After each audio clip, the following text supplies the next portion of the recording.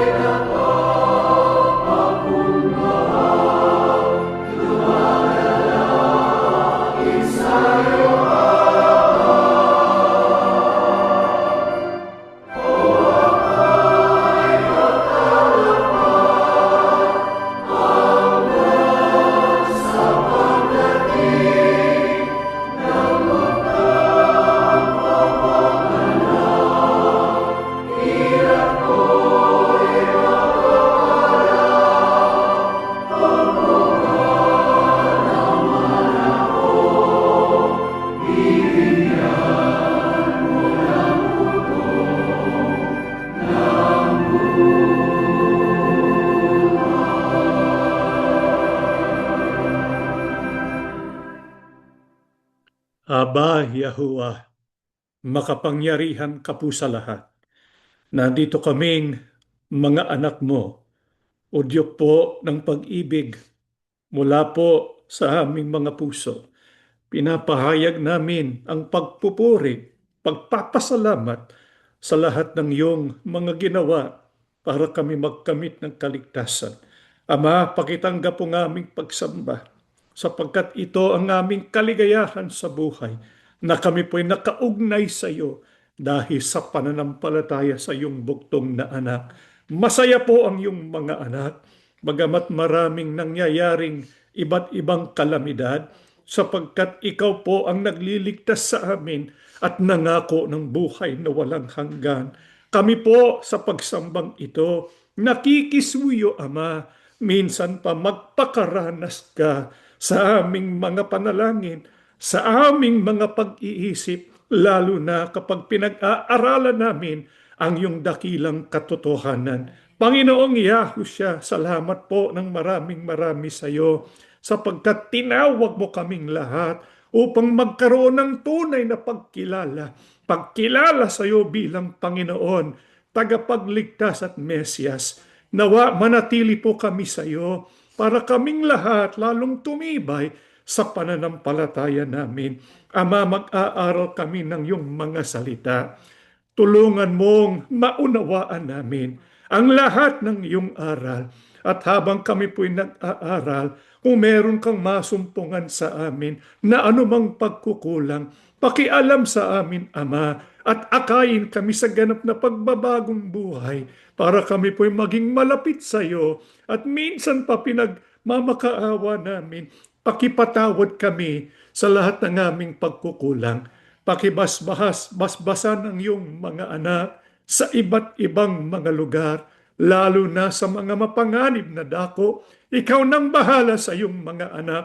Ipagkaloob ang kapayapaan, pakibasbasan din ang aming kabuhayan para meron po kaming nagagawa para itaguyod ang pangangailangan ng aming sambahayan at para na rin po sa kapurihan ng iyong pangalan.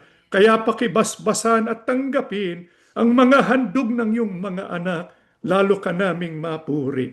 Ito po ng aming pinagmamakaawa sa pangalan po ng aming tagapagligtas na si Yahushua HaMashiach. Amen.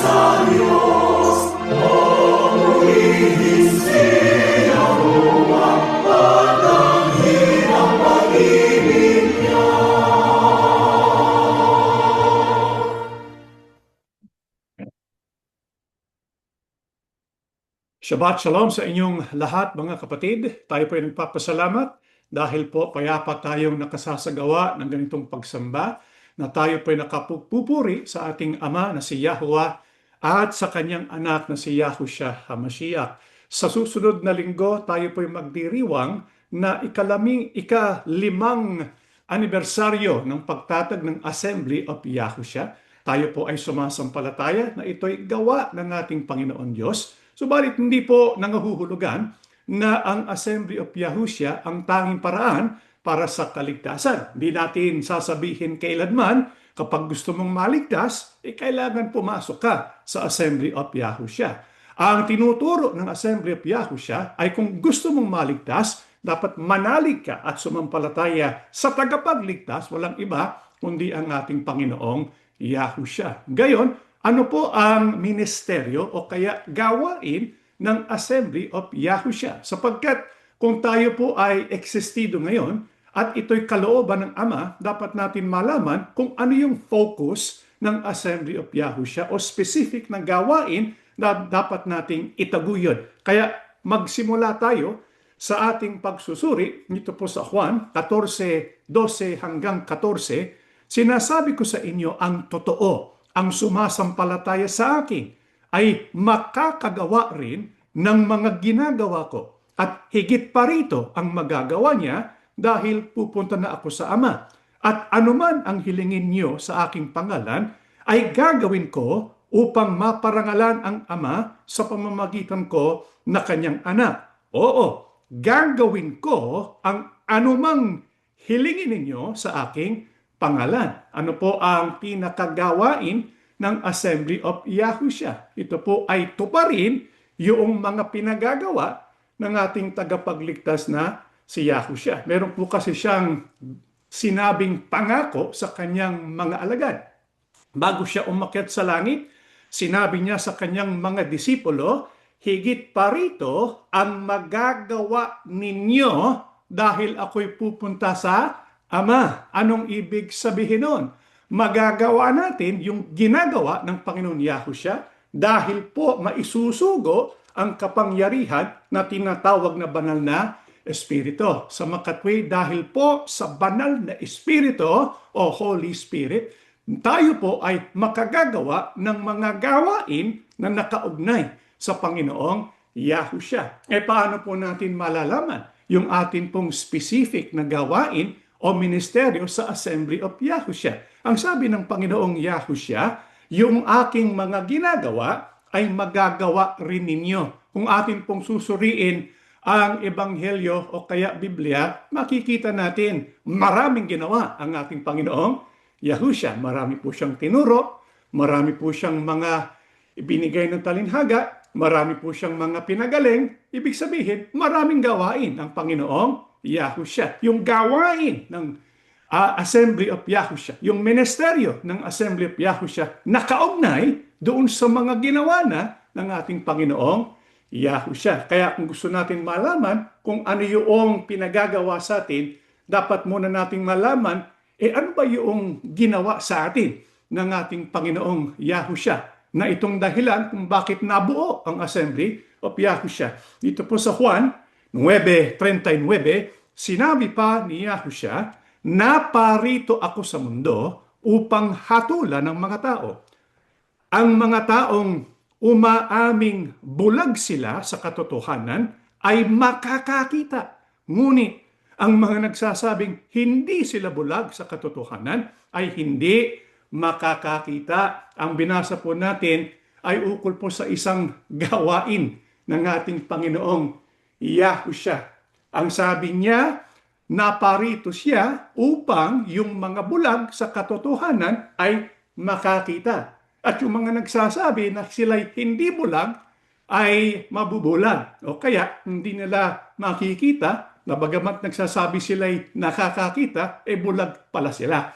Kaya ito ang isang gawain na nakaugnay sa gawain ng Assembly of Yahushua. Sapagkat yung binasa o ginawa rito ng Panginoon Yahushua, natupad sa atin Sapagkat kung titingnan natin, tayong mga kasama sa Assembly of Yahushua, karamihan po sa atin ay bulag sa katotohanan. Bagamat tayo kabilang sa relihiyon, posible pala ng isang tao kabilang sa isang relihiyon na nagsasabi, nagbabasa ng Biblia, pero bulag sa katotohanan. Ito po ay natupad sa atin. Sapagkat tayo po, nung nalaman natin yung katotohanan ukol po sa Panginoon Yahushua, nakita natin, wala pala tayo talagang alam. Ngayon, alam natin si Yahushua ang ating kailangan para sa kaligtasan. Itong kumilos sa atin. Kaya nabuo ang Assembly of Yahushua. Sino pong nakinabang dito po sa pahayag ni Yahushua na siya'y magbibigay ng kakayahang makakita ng katotohanan bagamat sila'y bulag? Pakinggan po natin dito po sa Juan 9:1 hanggang 2. Habang naglalakad si Yahushua, may nakita siyang isang lalaki na pinanganak na bulag. Tinanong ni Yahushua ng mga tagasunod niya, Guro, sino po ba ang nagkasala at pinanganak siyang bulag? Siya po ba o ang mga magulang niya. Binasa po natin ay ukol po doon sa nangyari sa isang lalaki na pinanganak na bulag. Ito po ay magandang suriin natin sapagkat makikita natin yung pagkakatulad ng ating karanasan sa karanasan ng lalaking bulag na ito. Pinanganak siyang bulag, kaya anong tanong ng alagad ng Panginoong Yahushua? Anong dahilan kung bakit siya ay pinanganak na bulag? Sino po ba ang nagkasala? Siya o ang kanyang mga magulang? Magandang tanong po yun. Kasi agad nating sinasabi o kaya agad nating iniisip ang dahilan kung bakit siya bulag ay dahil sa kasalanan. Anong sagot ng ating tagapagligtas na si Yahushua? Tingnan po natin dito po sa Juan 9:3-5. Sumagot si Yahushua, hindi siya pinanganak na bulag dahil nagkasala siya o ang mga magulang niya. Nangyari yun para maipakita ang kapangyarihan ng Diyos sa pamamagitan ng pagpapagaling sa Kanya. Hindi ba't nagtatrabaho ang tao sa araw dahil hindi siya makapagtatrabaho sa gabi? Kaya dapat gawin na natin ang mga pinagagawa ng Diyos na nagpadala sa akin habang magagawa pa natin. Sapagkat darating ang araw na hindi na natin magagawa ang ipagagawa niya. Habang ako ay nasa mundong ito, ako ang ilaw ng nagbibigay liwanag sa mga tao. Ano po ang dahilan o anong sagot ng ating Panginoon Yahushua? Doon po sa tanong ng mga alagad, ang tanong nila, bakit pinanganak na bulag itong lalaking to? Sino bang nagkasala? Siya o ang kanyang magulang? Anong sagot ng ating Panginoong Yahushua? Maliwanag, di po ba? Ang sabi ng Panginoon Yahushua, siya, itong lalaki, ay pinanganak na bulag hindi dahil sa kasalanan. Hindi natin sinasabi na yung magulang ay hindi nagkasala, may kasalanan din. Hindi natin sinasabi yung lalaking pinanganak na bulag ay walang kasalanan, may kasalanan din. Pero hindi po yung kasalanan ang dahilan kung bakit pinanganak na bulag ang lalaking ito. Ano ang dahilan kung bakit siya ay pinanganak na bulag? Sapagkat nais ipakita ng Diyos ang kanyang kapangyarihan sa pamamagitan ng Panginoong Yahushua. Sapagkat ang pinakalayunin ng lalaking ito ay para siya ay pagalingin. Pagalingin nino? Ni Yahushua. Bakit? Para maipahayag at para makita ng mga tao, lalo na ng mga Hudyo, na si Yahushua ay ang ilaw na nagbibigay liwanag sa mga tao. Bakit mahalaga na matupad ito sa araw na yon? Sapagkat ang araw na yon, kung atin pong aalamin ng konteksto, kasama po ito sa tinatawag na Feast of Dedication o kaya araw o kapistahan ng pagtatalaga, kapistahan ng mga ilawan. Kaya sinabi ng Panginoon Yahushua, yung lalaki gagaling para makita ng buong mundo. Siya ang hinihintay ng mga Hudyo na magbibigay liwanag sa buong mundo. Ano po ba itong tinatawag na kapistahan ng pagtatalaga o kaya kapistahan ng mga ilaw? Dito po sa susunod na slide, yung kapistahan ng pagtatalaga na ito rin ang tinatawag nating Hanukkah. Hindi ko lang alam kung naririnig po ninyo yung Hanukkah. Kasi yung mga Hudyo, bukod sa tinatawag nating Seven Feast, yung kapistahan ni Yahuwah, meron din pong kapistahan ng mga Hudyo. Ito ay specific para sa mga Hudyo. Kaya hindi po ito kasama sa kapistahan ni Yahuwah. Kapistahan ng mga Hudyo. Ito po ay tinatag nila para po alalahanin at pasalamatan ang Diyos dahil po sa ginawa ng Diyos na milagro. Sapagkat noon po kasi nagkaroon po ng paglapastangan sa templo ng Diyos. Yun pong ikalawang templo ay nilapastangan ni Antiochus IV sapagkat siya naghandog ng baboy doon po sa pinakatemplo at dinesecrate niya yung templo ng Diyos. Nagtagumpay yung mga Hudyo, bagamat sila kaunti lamang, at Yung Hanukkah o kapisahan ng pagtatalaga ay paggugunita sa muling pagtatalaga ng ikalawang templo sa Jerusalem noong 164 BC. Pinagdiriwang din ito ang himala ng langis para sa ilawan ng templo. Ito yung tinatawag na menorah, sapagkat noong nakabalik sila sa templo, nakita nila winasak ang maraming bagay doon, pero nakita nila meron pang oil, meron pang konting natirang oil o langis. Pero para sa isang araw lang. Ano po yung milagro o himala na nangyari? Na sa kabila ng kakaunting natirang langis, ay nagliyab ng 8 araw yung menorah na nagbigay daan upang magpatuloy ang mga muling pagtatalaga habang naghahanda ng panibagong banal na langis. Dahil dito, tinatawag din itong kapistahan ng mga ilaw. Kaya mula po noon, mga Hudyo, sila'y nananalig at naniniwala sa kapistahan ng pagtatalaga o kapistahan ng mga ilaw. Ang mga ilang Hudyo naniniwala, babangon o kaya lilitaw ang Mesyas para ipahayag na siya ang tunay na ilaw ng sanlibutan. Kaya nga anong ginawa ng Panginoong Yahushua sapagkat nais niyang kumbinsihin yung mga Hudyo na siya nga yung Mesyas. Siya nga ang Kristo. Kaya nung araw ng kapistahan, anong ginawa ng ating tagapagligtas? Dito po sa Juan, sa Gs 22:25, ng panahong yon, sa Jerusalem ay kapistahan ng pagtatalaga. Ito nga po yung tinatawag na Hanukkah. Noon ay taginaw at naglalakad si Yahushua sa templo sa portiko ni Solomon.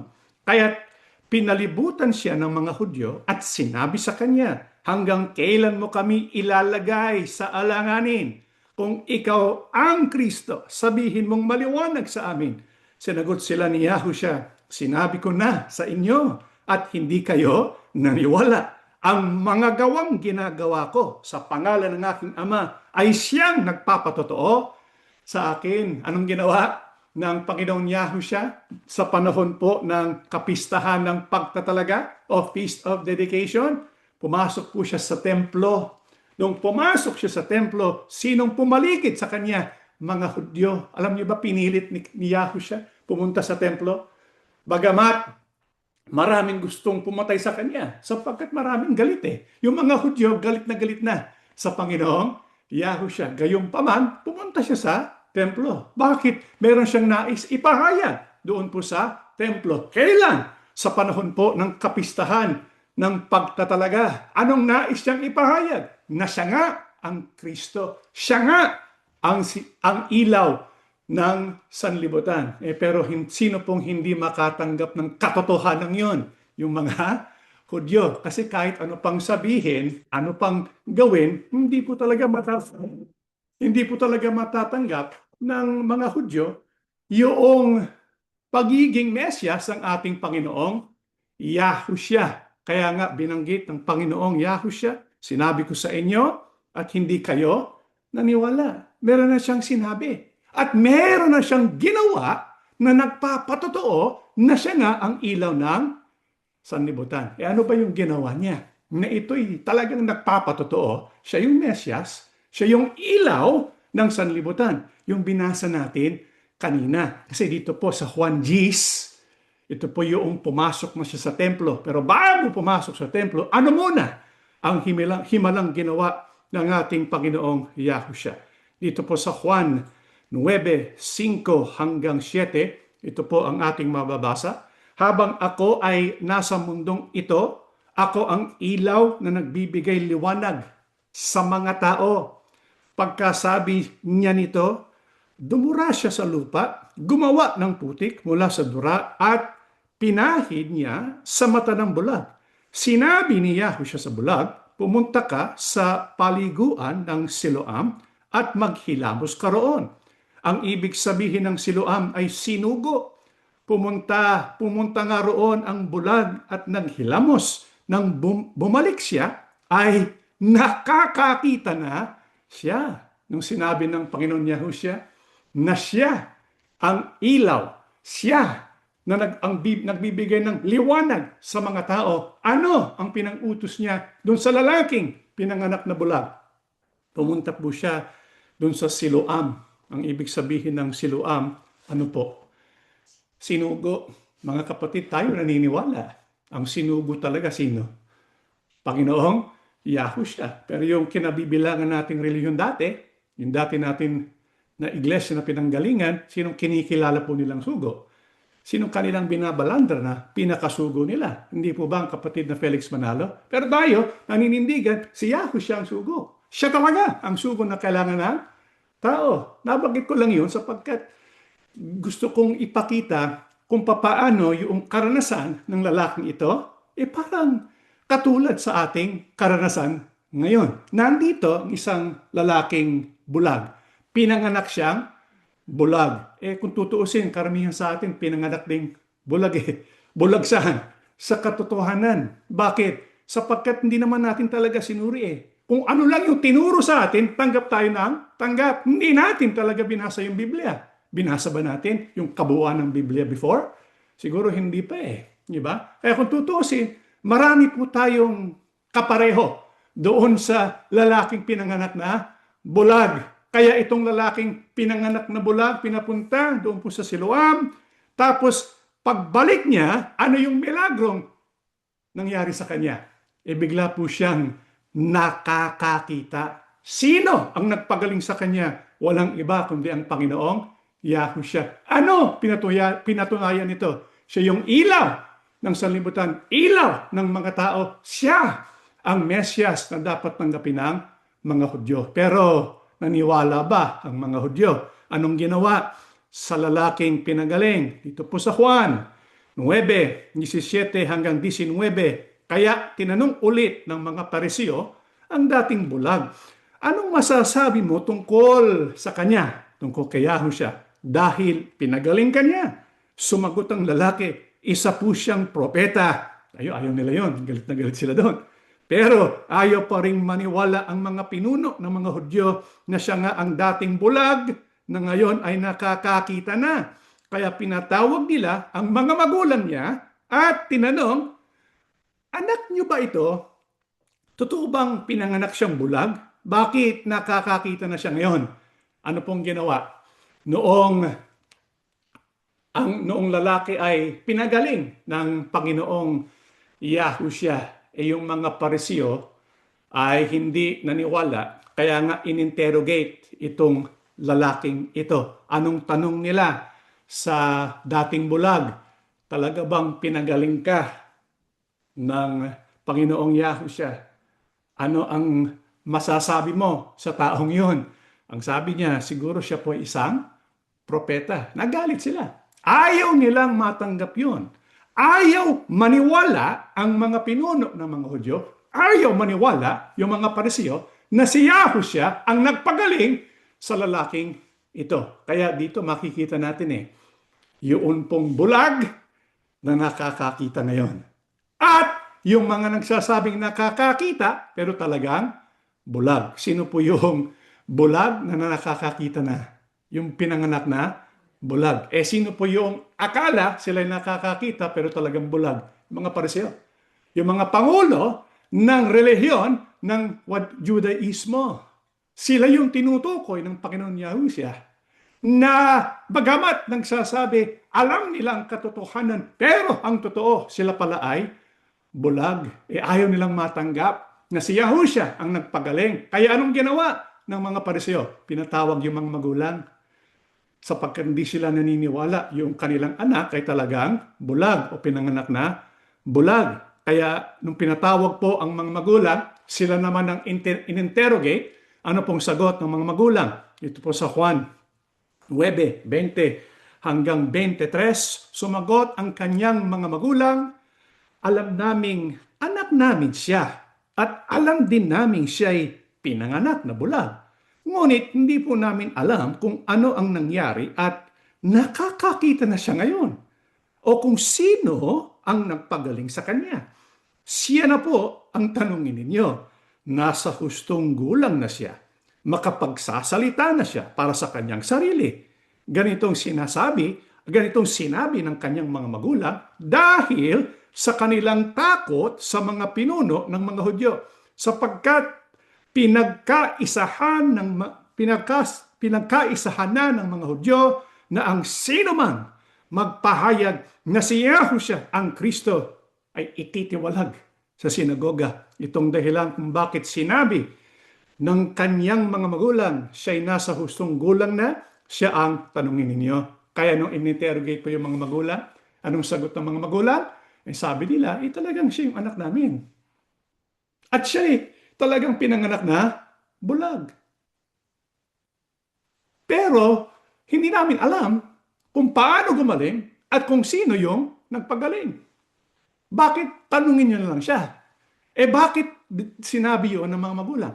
Ano pala ang tunay na dahilan kung bakit sinabi yun ng mga magulang ng dating bulag? Sapagkat sila'y natatakot sa kanilang religious leader. Sipin niyo po yun, kabilang pala siya sa isang religious group na kinatatakutan yung religious leader. Dapat ba yun, mga kapatid? Kasi ang alam ko, pagka religious leader, para kang shepherd Yung shepherd hindi po kinatatakutan. Kung hireling, kinatatakutan. Pero shepherd, hindi Kung talagang pastor ka, hindi ka kinatatakutan. Pero, itong mga pariseo, mga tagapanguna ng relihiyon na kinaaaniban ng mga magulang, sila natatakot. Bakit po sila natatakot? Sapagkat kung meron magsasabi na si Yahushua ay Mesias, anong mangyayari sa kanila? Sila ay matitiwalag. Kaya meron pong decree itong mga pariseo na huwag suriin ang ukol po sa Panginoong Yahushua. Kasi kung magsusuri sila at makakakilala sila kay Yahushua, sila ay matitiwalag sa sinagoga. Hindi ba? Ganyan din po ang pinanggalingan natin. Bawal magsuri sa panahon ngayon sa Iglesia ni Cristo. Bawal magsuri Huwag daw makinig sa mga nagtuturo sa labas ng Iglesia ni Cristo. Parang ganoon din ang sinabi ng mga pariseo. Bawal magsuri sa mga outsiders ng Judaismo. Basta makinig kayo sa amin, mga pariseo. Alam namin ang aming tinuturo. Kaya nagkaroon ng takot Hindi po sila pwedeng magsuri. Hindi nila pwedeng makilala kung sino talaga ang Panginoong Yahushua. Kasi ayaw nilang matiwalag. Nakakalungkot.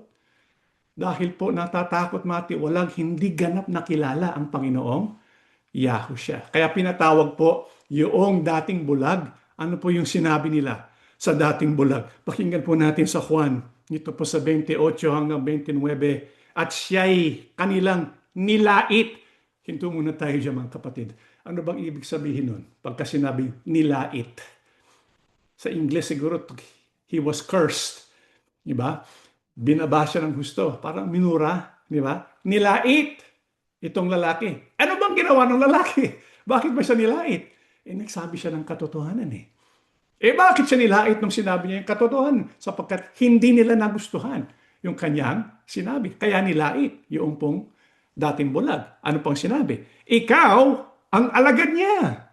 Kami, mga alagad ni Moises. Nalalaman naming nagsalita ang Diyos kay Moises. Ngunit ang taong yon, hindi namin alam kung saan siya nanggaling. Ano po ang dahilan kung bakit nilait ng mga pariseo itong lalaking bulag na ngayon hindi na bulag? Sapagkat malaking pagkilala nila sa kanilang sarili. Napansin niyo po ang sinabi nila? Kami, mga alagad ni Moises, siya, si Yahushua, hindi namin alam kung saan siya nang galing. Ibig sabihin, mas malaki yung pagkilala nila sa kanilang kahalalan kaysa sa kahalalan nila ng Panginoong Yahushua. Kasi nga, hindi nila sinuri ano ba talaga itong kahalalan ni Yahushua? Pero mga tao ngayon, yung iglesyang pinanggalingan natin, bagamat nagpapanggap, nagsasabi, kilala nila, Panginoong Yahushua. Pero sinong mas talagang kinikilala? Sinong bukang bibig nila? Hindi po ba ang pamamahala? Hindi po ba ang kapatid na Felix Manalo? Siyang sinugo. Para baga ang dating, parang mas higit yung kanyang kahalalan kesa sa kahalalan ng Panginoong Yahushua. Ito rin ang nakita natin nangyari doon po sa dating bulag. Nilait siya sapagkat mas mataas yung pagkakilala niya sa pagsusugo ng Panginoon Yahushua kaysa sa pagsusugo sa kanila. Kaya ano pong ginawa nitong lalaki? Pakinggan po natin. Sumagot ang lalaki, yan nga po ang nakapagtataka. Hindi nyo alam kung saan siya nanggaling. Gayunmay, pinagaling niya ang aking mga mata. Alam nating hindi pinapakinggan ng Diyos ang mga makasalanan. Ngunit, pinapakinggan niya ang mga sumasamba sa Kanya at sumusunod sa Kanyang kalooban. Mula pa ngang likhain ng mundo, ay wala pa tayong nabalitaang nakapagpagaling ng mga mata ng taong pinanganak na bulag. Wala pong magagawa ang taong yon kung siya hindi mula sa Diyos. Ano pong ginawa ng lalaki? Noong siya ay nilait ng mga Pariseo, dinoktrinahan ng lalaki yung mga Pariseo. Anong kanyang sinabing mga katotohanan? Ako'y dating bulag, pinanganak na bulag, pero ako'y nakakakita na dahil sa Panginoong Yahushua. Ano pa ang kanyang sinabi? Wala tayong alam na ganitong pangyayari mula sa lalanginang sanlibutan. Pero ito nangyari sa akin. Kung ito nangyari, ano lang ibig sabihin? Pinakinggan ng Diyos itong si Yahushua. Kung hindi siya galing kay Yahuwah, kung hindi siya galing sa Diyos, bakit po siya pinakinggan? At bakit niya napagaling ang aking kalagayan? Sa makatwid, maganda yung itinuro ng lalaking ito sa mga Pariseo. Ano po ang sinabi ng mga Pariseo? Dito po sa 34, sumagot sila, ipinanganak kang lubos na makasalanan at ngayon nais mo pa kaming turuan? At siya'y kanilang tiniwalag. Ano po ang ginawa ng mga Pariseo doon po sa lalaki na nagturo sa kanila ng katotohanan? Hindi nila matanggap. Kaya lalo pang nagalit. Anong kanilang sinabi? Ang sinabi nila, ang katumbas ng sinabi nila, wala kang karapatan. Kami may karapatan. Sino ka para turuan kami? Kaya anong ginawa? Tiniwalag siya. Wala po kasi silang ibang masabi. Kaya gagawin nila yung kanilang nais gawin para kontrolin ng mga tao, tiniwalag yung nagtatanong. Kaya dahil sa milagro ng Panginoon Yahushua, nakikita natin yung bulag, nakakakita na ngayon. Di ba? Yung mga nagsasabi sila nakakakita, pinahayag nila na sila'y tuloy na bulag. Kaya nung nabalitaan ng Panginoon Yahushua na yung pinanggaling niya ay tiniwalag, ano pong nangyari? Anong ginawa ni Yahushua? Juan 9, nabalitaan ni Yahushua na pinagbawalang pumasok sa sambahan ng dating bulag. Kaya't hinanap niya ito. At ang matagpuan niya, tinanong niya ito, sumasampalataya ka ba sa anak ng tao? Sumagot ang lalaki, sino po siya? Sabihin niyo po sa akin upang sumampalataya ako sa kanya. Sinabi ni Yahushua sa kanya, nakita mo na siya at siya ang kausap mo ngayon. Sinabi agad ng lalaki, Panginoon, sumasampalataya po ako sa inyo, at lumuhod siya at sumamba kay Yahushua. Ano pong nangyari nung nabalitaan ng ating Panginoon Yahushua na yung pinagaling niya, yung binigyan niya ng pag-abilidad para makakita? Natiwalag na pala.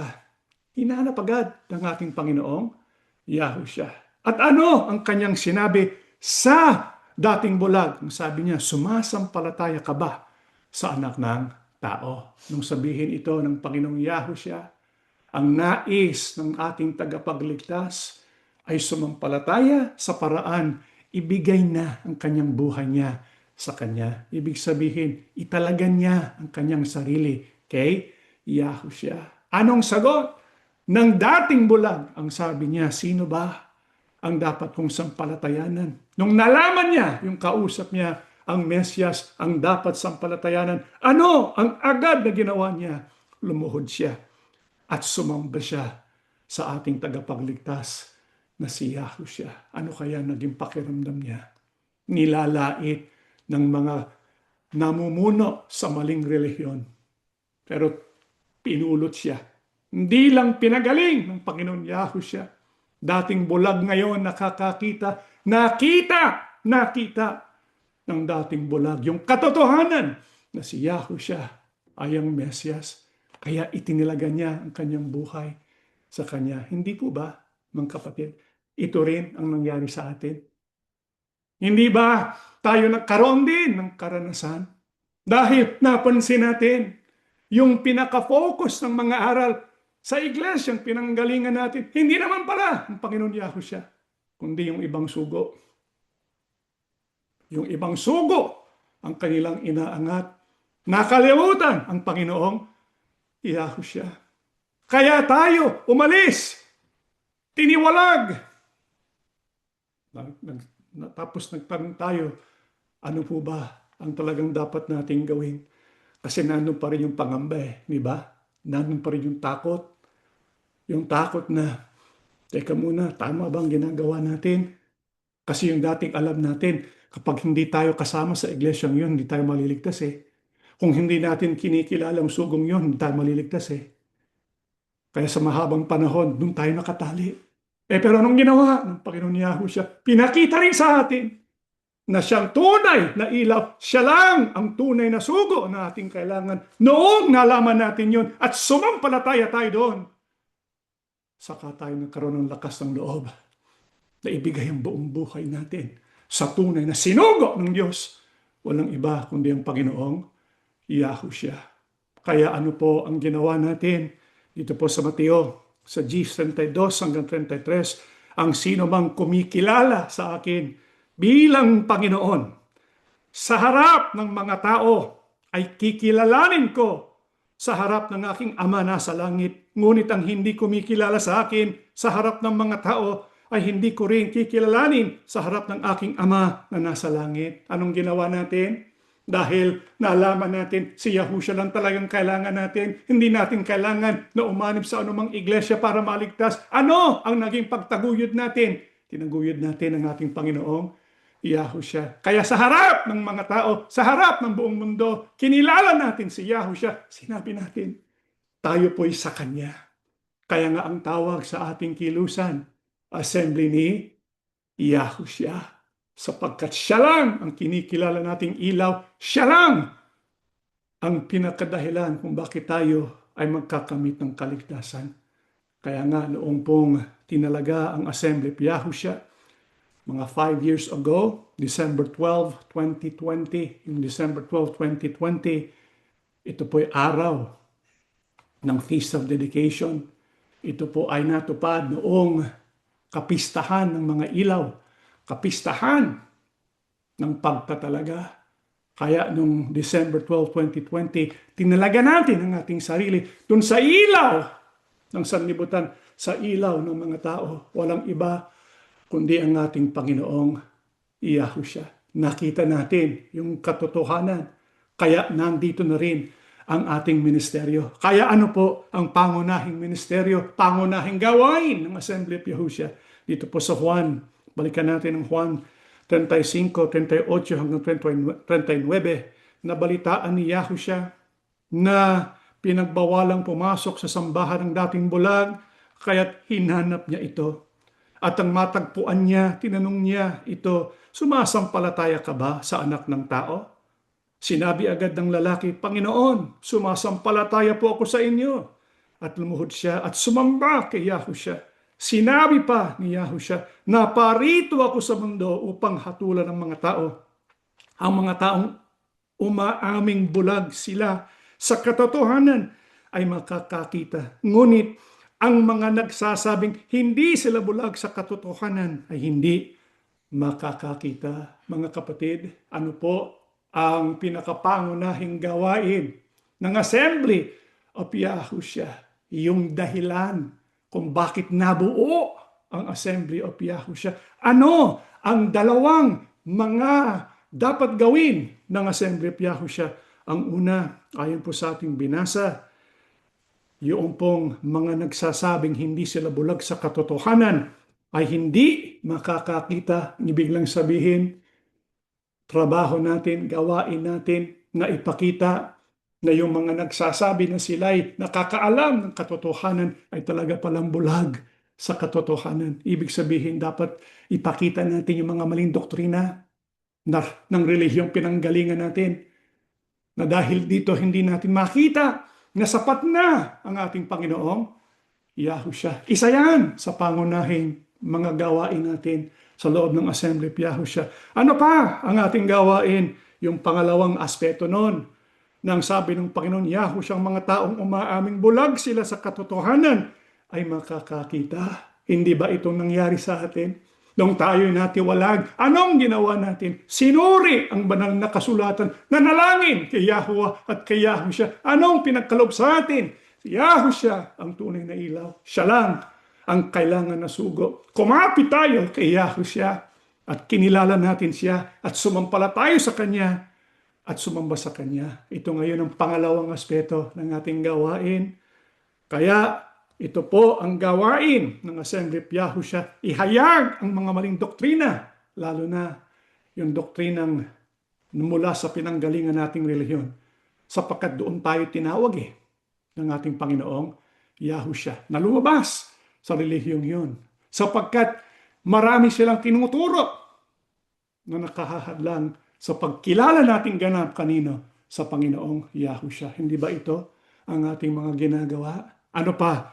Upang lubos na mag-ugat ang ating sarili kay Yahushua. Ibig sabihin, dapat nating laliman ang pagkakilala, ang ating relasyon, ang personal relationship natin sa Panginoong Yahushua. Bakit dapat at napakahalaga na iugat natin ang ating sarili kay Yahushua? Pakinggan po natin ang huling mga talata na ating babasahin dito po sa Kolosas 2:1-7. Kaya kung paanong tinanggap ninyo si Kristo Yahushua na Panginoon, ay lumakad kayong gayon sa Kanya, na nakaugat at nakatayo sa Kanya, at matibay sa pananampalataya, gaya ng tinuturo sa inyo na sumasagana sa pasasalamat.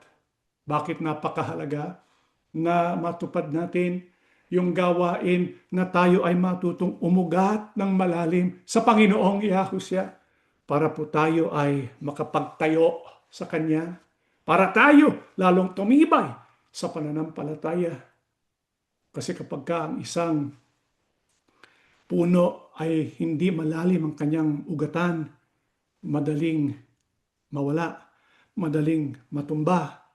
Pero pag malalim ang kanyang ugat, lalo pong lumalaki ang punong yon. Kung tutuusin, ang pinakadahilan kung paano tayo lalago at lalakas ay kapag nakaugnay tayo ng matibay, kapag tayo nakaugat ng malalim sa ating Panginoong Yahushua. Ito pong pinakamisyon ng Assembly of Yahushua.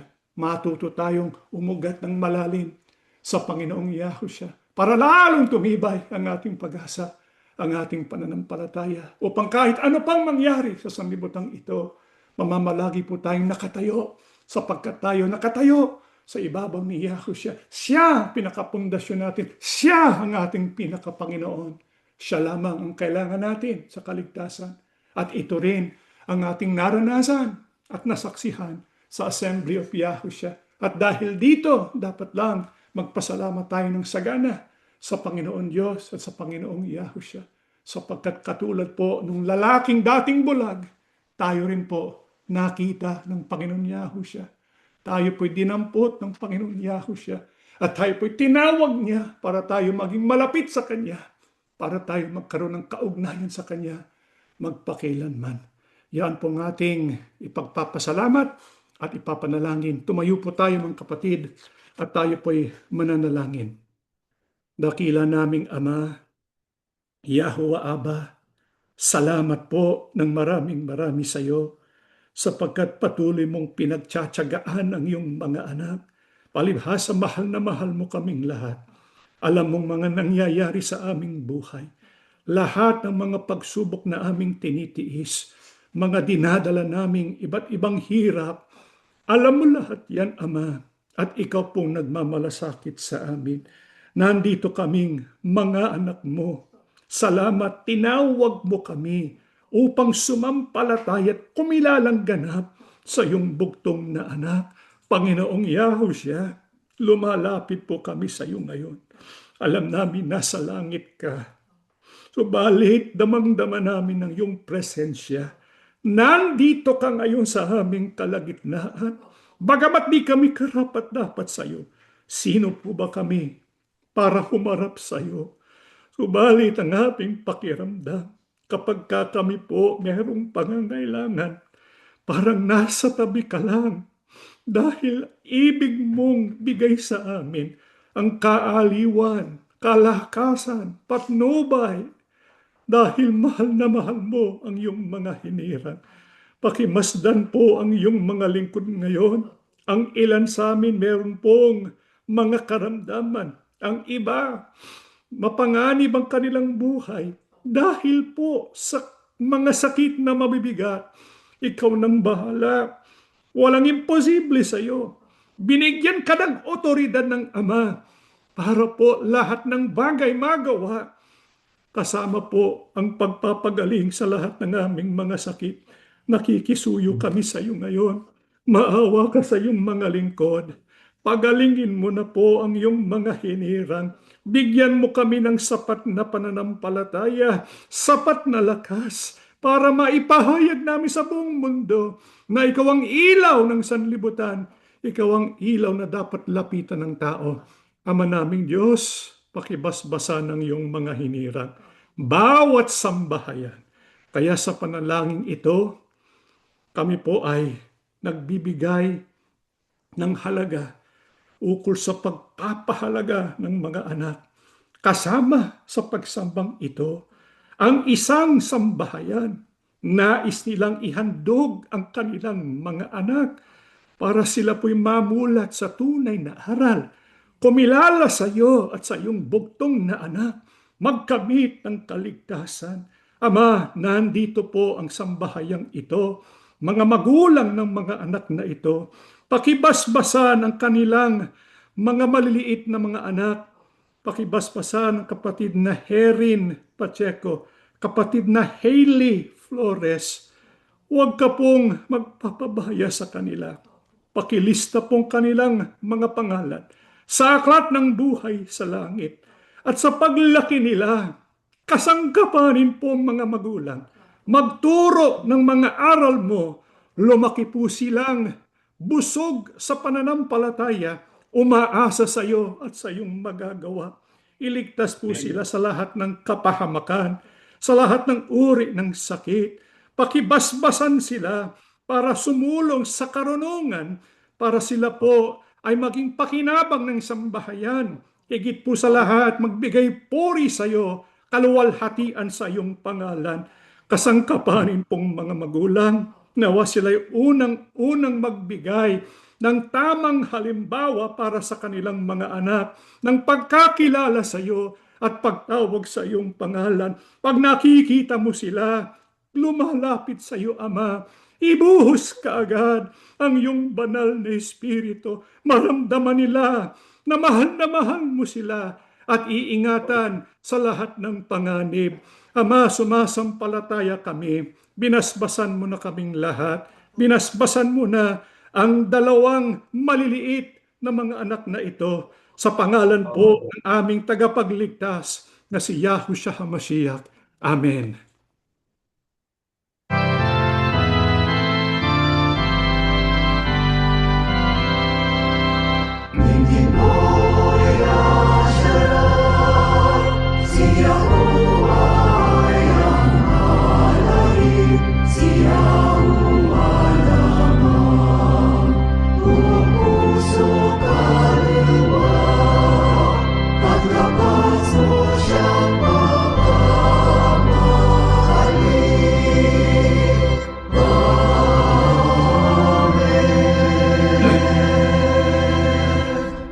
Ang walang malo na pag-ibig at masaganang awa ni Yahuwah Abba, ang biyaya at kapangyarihan ni Yahushua HaMashiach, at ang laging paggabay ng banal na Espiritu sumating lahat ngayon at magpakilanman.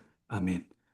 Mga kapatid, konting paalala lang po. Una, yung atin pong children's ministry na dapat ay nakaschedule mamaya at at bukas ay ipopostpone po natin for January of 2026. At yung atin pong BLP, tuloy po natin ang pag-aaral at pagbabasa sa mga aklat for the month of December. Ang ating pong pag-aaralan ay the Book of Proverbs, Ecclesiastes, at Song of Solomon. At yung ating pong Assembly of Yahushua 5th Anniversary ay sa susunod na linggo na po. Kaya magkakaroon po tayo ng isang pagtitipon lamang. Ingles, December 13, 2025, araw po ng Sabado. Ito po ay gagawin in person po sa Southern California. Kung nais po ninyong makasama doon, pakisabi po sa amin para po mabigay namin yung exact address. Subalit, ito'y papalabas din sa pamamagitan po ng Facebook Live tsaka ng Zoom. Ito po ay 3 p.m. Pacific Standard Time. Bilang paghahanda, magsisimula po yung ating mga panalangin sa darating na Monday, December 8 hanggang December 12. Yung Monday to Thursday, 7 p.m. Pacific Standard Time. Kaya sa araw po ng Tuesday, Wednesday, and Thursday, yung ating pong prayer ay doon po sa umpisang panalangin ng ating mga Bible studies. Tapos sa Friday, gagawin po natin 10 o'clock a.m. Pacific Standard Time. Natatapos na po ang ating pagsamba. May Yahuwah Abba and Yahushua HaMashiach bless all of us.